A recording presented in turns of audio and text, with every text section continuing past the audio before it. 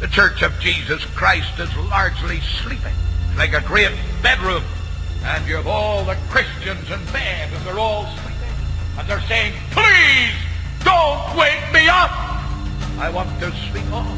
And of course, when God starts to operate a revival, people cannot sleep. You can't sleep in church. When the Spirit of God awakes the people. Look at the first verse of this 52nd chapter. Awake! Awake! Put on strength! Wake it up, you sleepy Christians! Awake, all that sleepeth! Arise from the dead! Christ will give you life! Keep this in mind from an old man. There is no finality to the Christian life this side of eternity. We pray that some of us may go to our own funeral tonight and die to self and end all the failure and all the weakness. Why should a person come to the cross? Why should a person embrace death with Christ? Why should a person be willing to go in identification down to the cross and into the tomb and up again? I'll tell you why. Because it's the only way that God can get glory out of a human being. If I were to ask you tonight, you're saved, do you say, yes, I'm saved? When? Oh, so-and-so preached, I got baptized, and are you saved? What are you saved from? Hell? Are you saved from bitterness? Are you saved from lust? Are you saved from cheating? Are you saved from lying? Are you saved from bad manners? Are you saved from rebelling against your parents? Come on, what are you saved from? Who shall ascend the hill of God? Who shall stand in his holy place?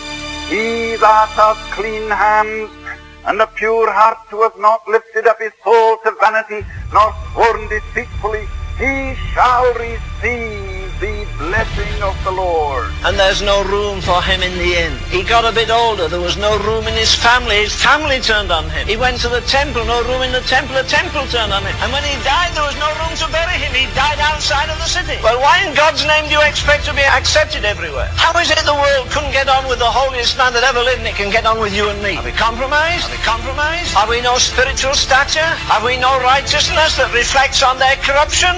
He that is from above is above all. I want to say to you, Christians, don't go around apologizing for him. Don't go around worried because you can't make his doctrines fit in with what you've learned in school. All you learned in school was one fallen head instructing another fallen head.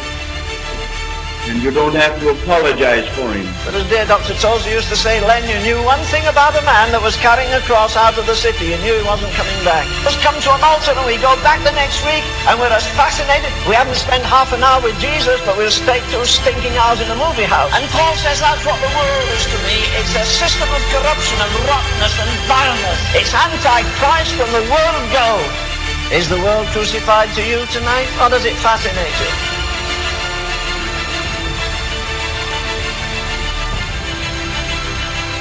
Do we not need a very much greater conception of how tremendously valuable a true expression of the church is to the Lord? It's priceless. But the Lord give us more of this anguish for his church as a whole. Then it will be precious to him.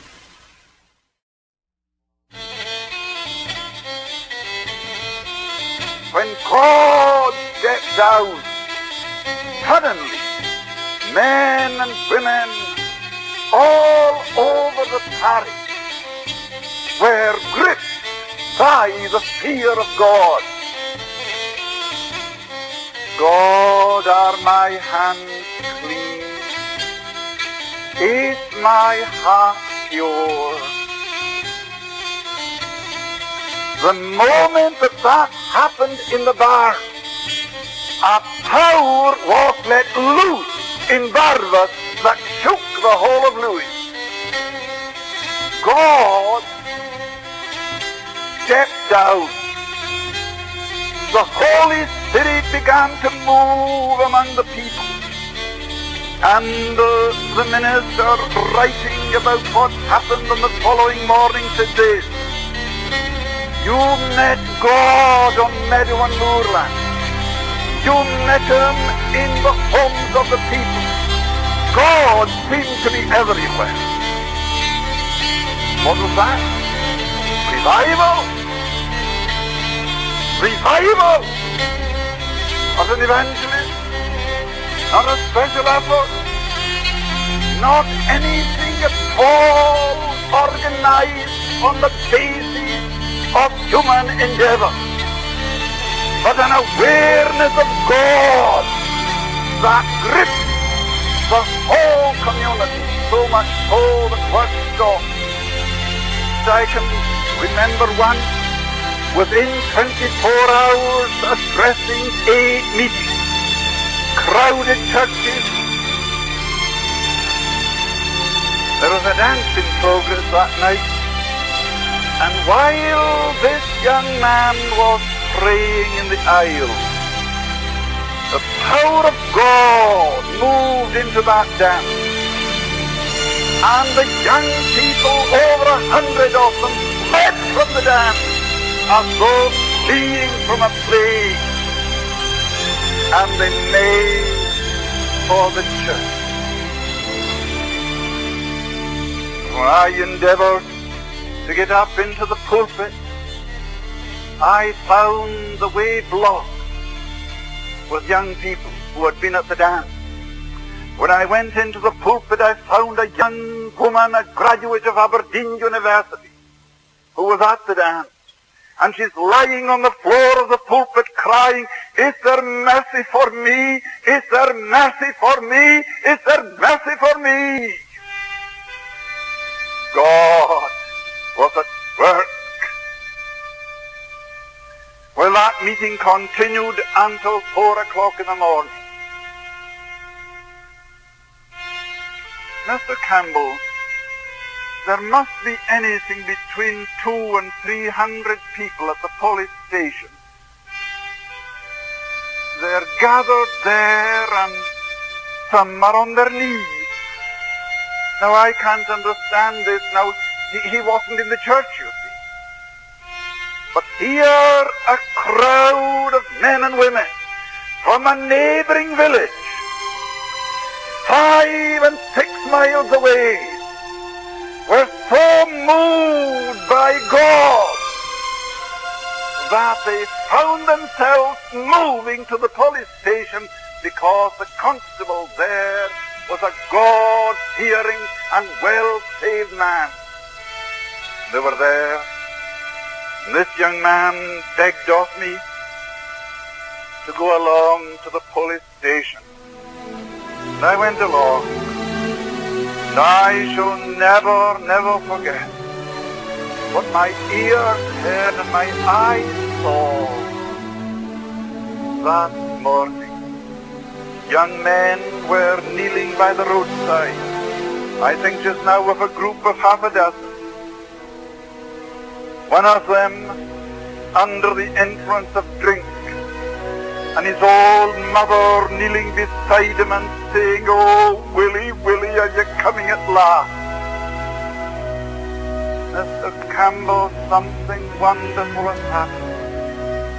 Revival has broken out. And Willie today is the parish minister. And from the group of young men who sought the Lord that night, there are 9 in the ministry. To the door and see the crowd appear. 11 o'clock, Matthew, 11 o'clock. And I went to the door, and there must have been a congregation of between 600 and 700 people gathered round the church. And within a matter of minutes, the church was crowded at 11:45. Now, where did the people come from? How did they know that a meeting was in progress in the church? Well, I cannot tell you. But I know this, that from village and hamlet, the people came. Were you to ask some of them today, what was it that moved you? They couldn't tell you. Only that they were moved by a power that they could not explain, and the power was such as to give them to understand and see that they were hell-deserving sinners. And of course, the only place they could think of where they might find help was at the church.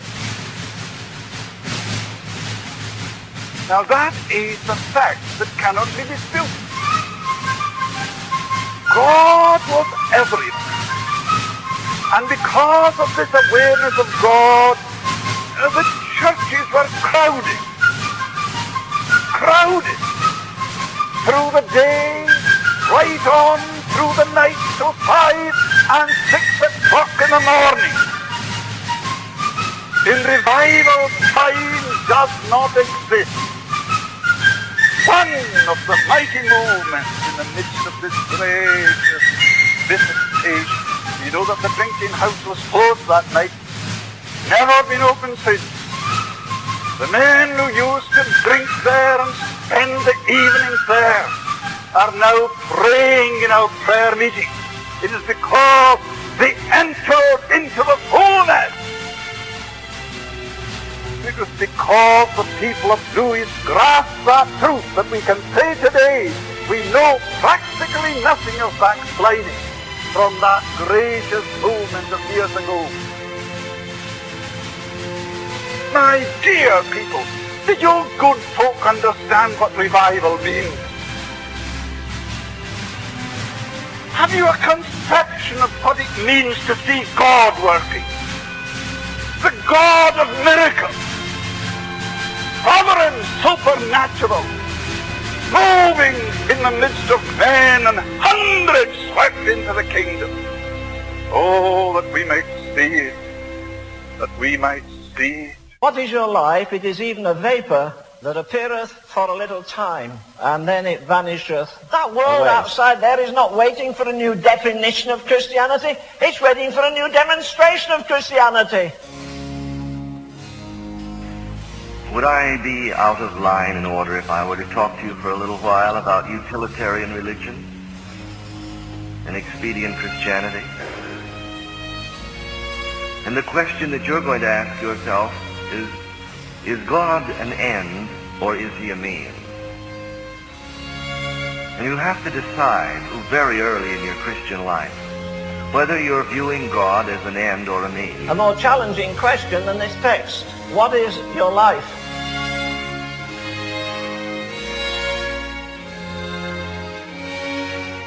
The philosophy of the day became humanism. And you can define humanism this way. Humanism is a philosophical statement that declares the end of all being is the happiness of man. The reason for existence is man's happiness. Now, according to humanism, salvation is simply a matter of getting all the happiness you can out of life.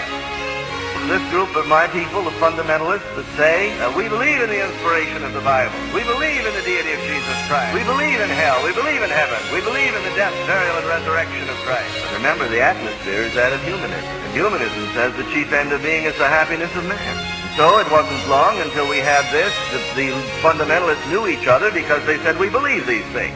They were men, for the most part, that had met God.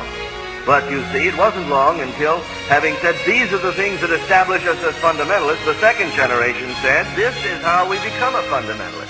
Believe in the inspiration of the Bible, believe in the deity of Christ, believe in his death, burial, and resurrection, and thereby become a fundamentalist. And so it wasn't long until it got to our generation, where the whole plan of salvation was to give intellectual assent to a few statements of doctrine. And a person was considered a Christian because he could say, at 4 or 5 places that he was asked to. And if he knew where to say someone would pat him on the back, shake his hand, smile broadly, and say, brother, you're saved. At what cost? And so it had gotten down to the place where salvation was nothing more than an assent to a scheme or a formula. And the end of this salvation was the happiness of man, because humanism has penetrated.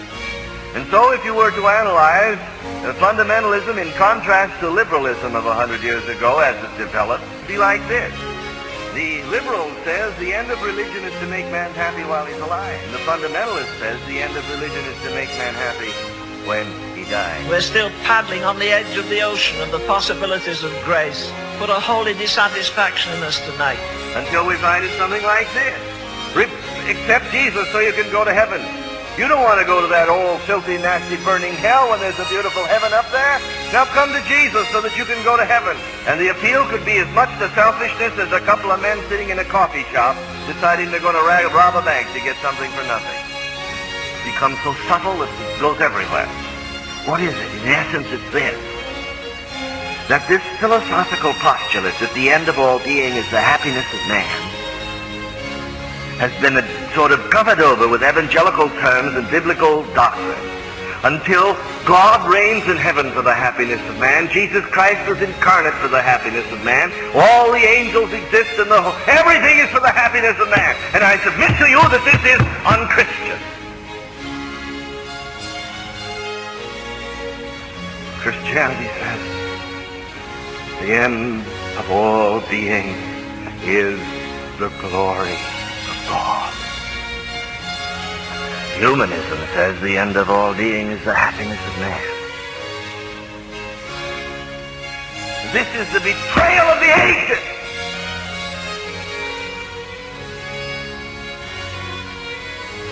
And it's the betrayal in which we live, and I don't see how God can revive it until we come back to Christianity.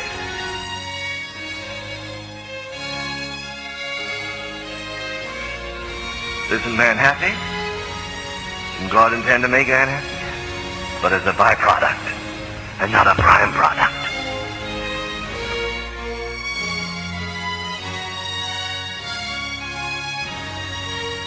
Now I ask you, what is the philosophy of mission? What is the philosophy of evangelism? What is the philosophy of a Christian? If you'll ask me why I went to Africa, I'll tell you I went primarily to improve on the justice of God. I didn't think it was right for anybody to go to hell without a chance to be saved. And so I went to give poor sinners a chance to go to heaven. Now, I hadn't put it in so many words, but if you'll analyze what I've just told you, do you know what it is? It's humanism. That I was simply using the provisions of Jesus Christ as a means to improve upon human conditions of suffering and misery. And when I got to Africa, I discovered that they weren't poor, ignorant little heathen running around in the woods looking for someone to tell them how to go to heaven. That they were monsters of iniquity that were living in utter and total defiance of far more knowledge of God than I ever dreamed they had. They deserved hell because they utterly refused to walk in the light of their conscience and the light of the law written upon their heart and the testimony of nature and the truth they knew. And when I found that out, I assure you, I was so angry with God that one occasion in prayer I told him that it was a mighty little thing he'd done, sending me out there to reach these people that were waiting to be told how to go to heaven. When I got there, I found out they knew about heaven, didn't want to go there. And that they were loved their sin and wanted to stay in it. I went out there motivated by humanism. I'd seen pictures of lepers, I'd seen pictures of ulcers, I'd seen pictures of native funerals, and I didn't want my fellow human beings to suffer in hell eternally after such a miserable existence on earth.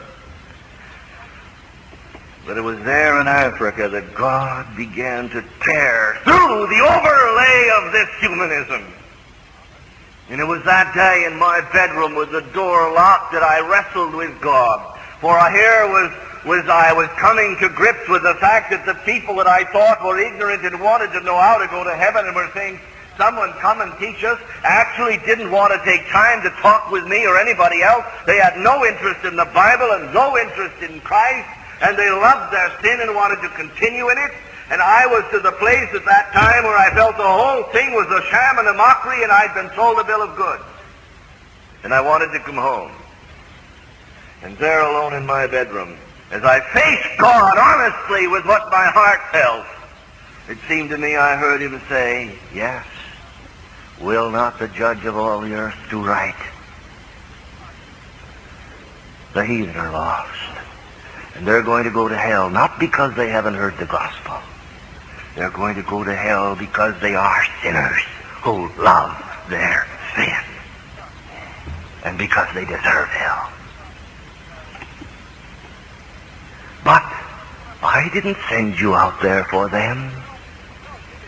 I didn't send you out there for their sake. And I heard as clearly as I've ever heard, though it wasn't with physical voice, but it was the echo of truth of the ages finding its way into an open heart. I heard God say to my heart that day something like this. I didn't send you to Africa for the sake of the heathen. I sent you to Africa for my sake. They deserved hell, but I loved them, and I endured the agonies of hell for them. I didn't send you out there for them. I sent you out there for me. Do I not deserve the reward of my suffering? Don't I deserve those for whom I died? And it reversed it all, and changed it all, and righted it all. And I wasn't any longer working for Micah and 10 shekels in a shire, but I was serving the living God.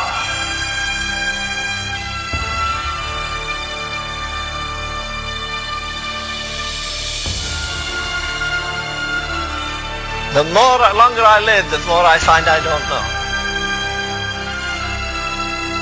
2 years ago, God gave me a word for the new year. I don't go scattering through the book to find one. The Lord gave me a word, rejection. Great. Why did you repent? I'd like to see some people repent on biblical terms again. You see the difference? You see the difference? The difference is here's somebody trembling because he's going to be hurt in hell. And he has no sense of the enormity of his guilt, and no sense of the enormity of his crime, and no sense of his insult against deity. He's only trembling because his skin is about to be singed.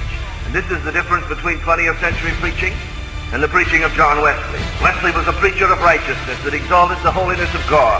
And when he would stand there with the 2 to 3 hour sermons that he was accustomed to deliver in the open air, and he would exalt the holiness of God and the law of God and the righteousness of God and the justice of God and the wisdom of his requirements and the justice of his wrath and his anger, and then he would turn to sinners and tell them of the enormity of their crimes and their open rebellion and the treason and their anarchy.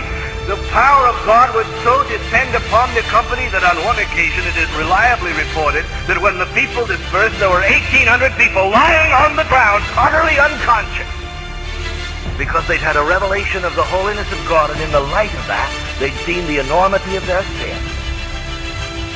And God had so penetrated their minds and hearts that they had fallen to the ground. It wasn't trying to convince good man that he was in trouble with a bad God, but that it was to convince bad men that they deserved the wrath and anger of a good God. Anything that you love more than you love Jesus Christ is an idol. Don't care what it is. I'm embarrassed to be part of the Church of Jesus Christ tonight, which is so totally, radically different from the New Testament. So impoverished, so blind, so powerless. I've come to this conclusion. There is a move of God in America today, but not amongst the unsaved. It's amongst the redeemed who are determined by the grace of God to be part of the bride. And to be part of the bride, you have to be divorced from everything in the world. We haven't witnessed to somebody who's going to an eternal hell according to our theology, but we talked about some tribute to them. Whisper in my ear that Satan has moved you up. He says you're getting to be dangerous to his kingdom. He says you're spoiling his plans. You're thwarting his purposes. You're pulling down his strongholds. We're not pulling things out. We're building pretty little churches and little rooms for people to sit around. If Jesus came back, he wouldn't cleanse the temple. He'd cleanse the pulpit. We're in grave danger when we let our accomplishments become the ground of our confidence. Oh boy, how we want to be esteemed. How we want to be respected. How people should realize what precious gifts of the Spirit I've given. Do you know why they don't? Because you stink with pride, that's why.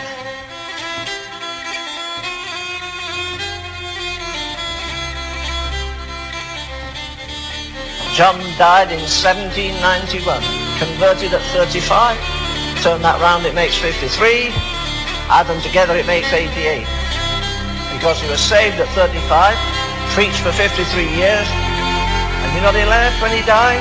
He left a handful of books, a faded Geneva gown that he preached in all over England, 6 silver spoons somebody gave him, £6 notes, give one to each of the poor men that carry me to my grave, and that's all he left, £6 notes, 6 silver spoons, a handful of books, a Geneva gown, and something else. What was it, the other thing? Oh, I know something else he left, the Methodist Church. He could have died as rich as your famous TV preacher Sunday.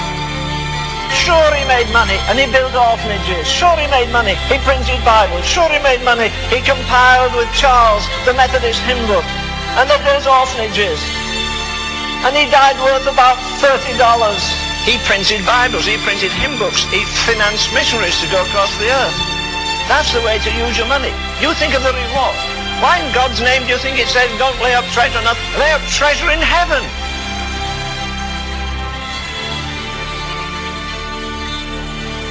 I'm tired of writing about revival. I'm tired of reading about revival. There are more lost people in the world tonight than ever in the history of the world. And God wants some men who are really drunk, intoxicated with the Spirit of God, who have a love life with the Lord Jesus that he can ask anything of you and he'll do it.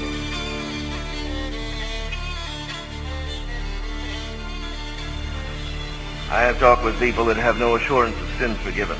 They want to feel saved before they're willing to commit themselves to Christ. But I believe that the only ones whom God actually witnesses by his Spirit they're born of him are the people, whether they say it or not, that come to Jesus Christ and say something like this: Lord Jesus, I'm going to obey you and love you and serve you and do what you want me to do as long as I live, even if I go to hell at the end of the road, simply because you are worthy to be loved and obeyed and served, and I'm not trying to make a deal with you.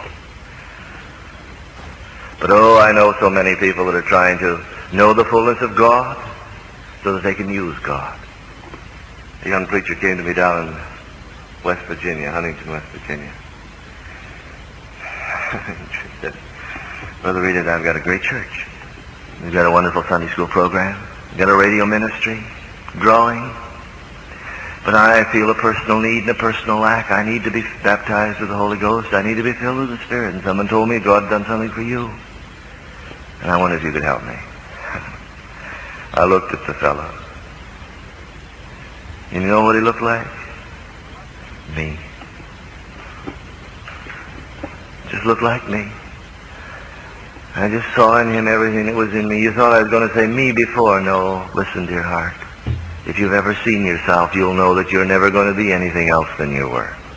For in me and my flesh there's no good thing. Look like me? He was like a fellow driving up in a big Cadillac, to someone standing at the filling station, say, fill her up, bud, with the highest octane you got. Well, that's the way it looked. He wanted power for his program. And God is not going to be a means to anyone's end. I said, I'm awfully sorry. I don't think I can help you. He said, why? I don't think you're ready.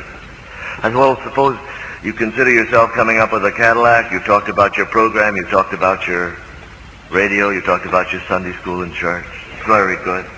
You've done wonderfully well without the power of the Holy Spirit. That's what the Chinese Christian said, when he got back to China. What impressed you most about America? He said the great things Americans can accomplish without God. And he'd accomplished a great deal, admittedly, without God. Now he's wanted something, power, to accomplish his ends even further. I said, no. You're sitting behind the wheel and you're saying to God, give me power so I can go. You won't work. You've got to slide over. But I knew that rascal because I knew me. I said, no, it'll never do. You got to get in the back seat. And I could see him leaning over and grabbing the wheel. No, I said, it'll never do in the back seat. I said, before God will do anything from you, you know what you've got to do? He said, what? I said, you've got to get out of the car, take the keys around, open up the trunk lid, hand the keys to the Lord Jesus, get inside the trunk, slam the lid down, whisper through the keyhole, Lord, look, fill her up with anything you want and you drive. It's up to you from now on.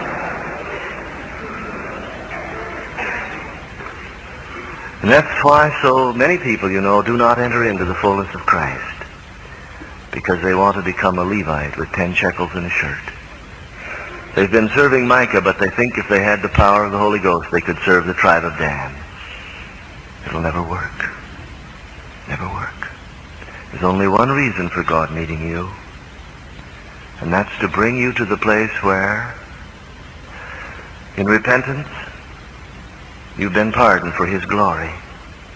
And in victory, you've been brought to the place of death that he might reign. And in his fullness, Jesus Christ is able to live and walk in you. And your attitude is the attitude of the Lord himself, who said, I can do nothing of myself. I can't speak of myself. I don't make plans for myself. My only reason for being is the glory of God in Jesus Christ. If I were to say to you, come to be saved so you can go to heaven, come to the cross so that you can have joy and victory, come to the fullness of the Spirit so that you can be satisfied, I'd be falling into the trap of humanism. I'm going to say to you, dear friend, if you're out here without Christ, you come to Jesus Christ and serve him as long as you live, whether you go to hell at the end of the way, because he's worthy. I say to you, Christian friend, you come to the cross and join him in union in death and enter into all the meaning of death to self in order that he can have glory. I say to you, dear Christian, if you do not know the fullness of the Holy Ghost, come and present your body a living sacrifice and let him fill you so that he can have the purpose for his coming fulfilled in you and get glory through your life. It's not what you're going to get out of God. It's what he is going to get out of you. Let's be done once and for all with utilitarian Christianity that makes God a means instead of the glorious end that he is. Let's resign. Let's tell Micah we're through. We're no longer going to be his priest serving for 10 shekels and a shirt. Let's tell the tribe of Dan we're through. And let's come and cast ourselves at the feet of the nail-pierced Son of God and tell him that we're going to obey him and love him and serve him as long as we live because he is worthy. 2 young Moravians heard of an island in the West Indies where an atheist British owner had 2,000 to 3,000 slaves. And the owner had said, no preacher, no clergyman will ever stay on this island. If he's shipwrecked, we'll keep him in a separate house until he has to leave. But he's never going to talk to any of us about God. I'm through with all that nonsense. 3,000 slaves from the jungles of Africa brought to an island in the Atlantic, and there to live and die without hearing of Christ. 2 young Moravians heard about it. They sold themselves to the British planter and used the money they received from the sale, for he paid no more than he would for any slave, to pay their passage out to his island, for he wouldn't even transport them. And as the ship left the river at Hamburg, left its pier in the river at Hamburg, and was going out into the North Sea, carried with the tide, the Moravians had come from Herrnhut to see these 2 lads off in the early 20s, never to return again, for this wasn't a 4-year term. They'd sold themselves into lifetime slavery, simply that as slaves they could be as Christians, where these others were. The families were there weeping, for they knew they'd never see them again. And they wondered why they were going and questioned the wisdom of it. And as the gap widened and the houses had been cast off and were being curled up there on the pier, and the young boys saw the widening gap, one lad with his arm linked through the arm of his fellow raised his hand and shouted across the gap the last words that were heard from them. There were these: "May the Lamb that was slain receive the reward of his suffering." And this became the core of Moravian mission. And this is the only reason for being, that the Lamb that was slain may receive the reward of his suffering. And the question isn't whether you're challenged, the question is whether you're changed.